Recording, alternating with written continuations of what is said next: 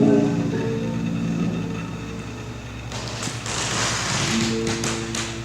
If our eyes were able to see into the ultraviolet, they would see this ghostly landscape of fluorescence.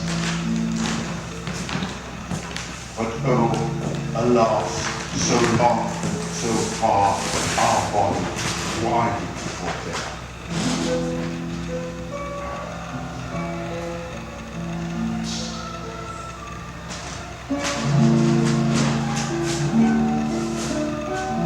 The black vistas and the misty spiral heat fast.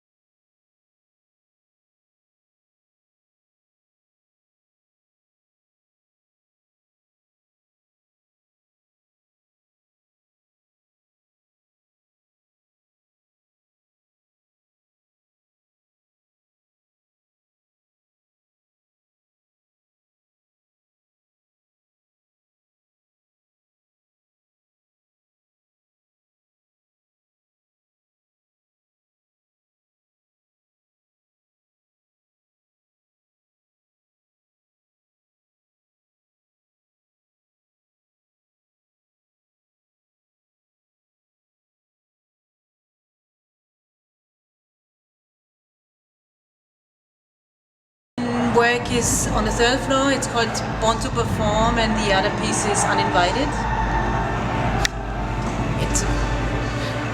It's about it's a very personal work. One has to do with my upbringing and childhood that connects to what I do now. in my work, in my performance. And You live in New York? yeah. Where are you from? I'm from Austria. Been living here for 6 years. Because in the room you have the sofa and the film.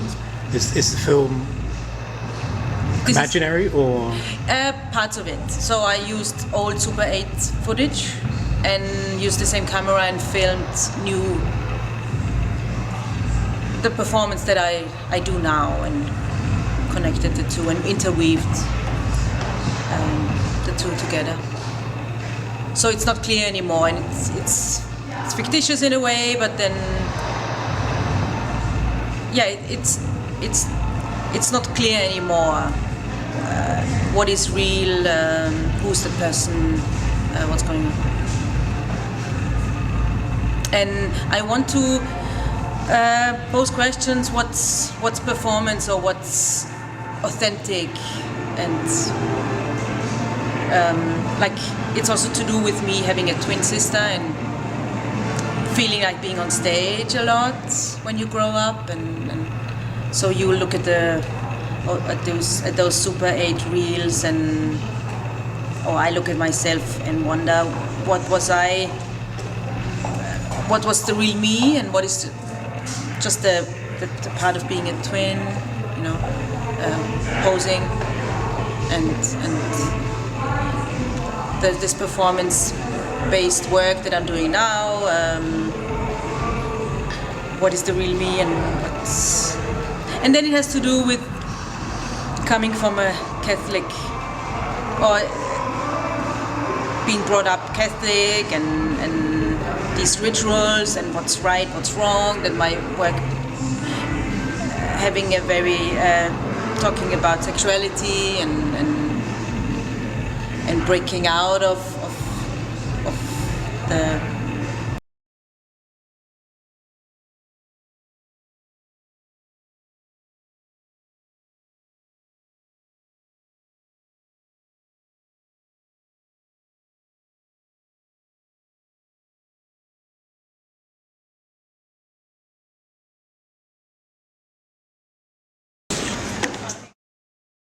Complex. Yeah.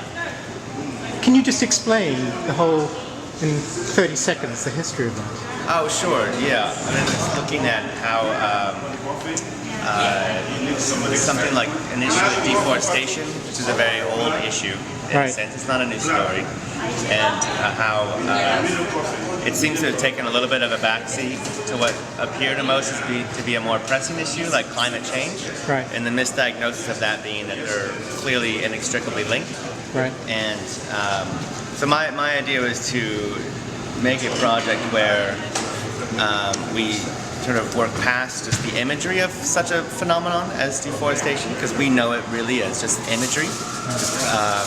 And a lot of activists refer to that as environmentalist hangover, that we're oversaturated with these imageries that kind of attempt to fill us with guilt or limitations, even though they kind of have lost their significance as imagery because they're no longer shocking. We're too accustomed to it. My idea is to bring in the physicality back into relationship to a viewer, and that this is something that we're only going to see a larger scale of. Deforestation in South America is about to enter a new phase, and how they're trying to unify the continent like a European Union. So of course the first thing to do is unify it infrastructurally. So there's a lot of projects going on with damming and mass deforestation, road development, superhighways cutting through the middle of the Amazon, which of course will bring about a scale of deforestation we haven't seen. So hence the idea of the scale here and the sense of duration. It looks, I mean, if you go and actually investigate the piece, you see that it looks like there was a great spill of something that happened. And so this lava flow of concrete flowing through this forest, and of course the sort of satirical name of it being a preserved forest. So yeah, I think that's a lot of what the thought was behind the project. Was that I really come back to this idea of engaging the physicality of it, that this violence still exists out in the landscape, and how our way of life dictates this complicity with it, indirectly and directly. So that's sort of a t-shirt or bumper sticker version of the project. Thank you so much.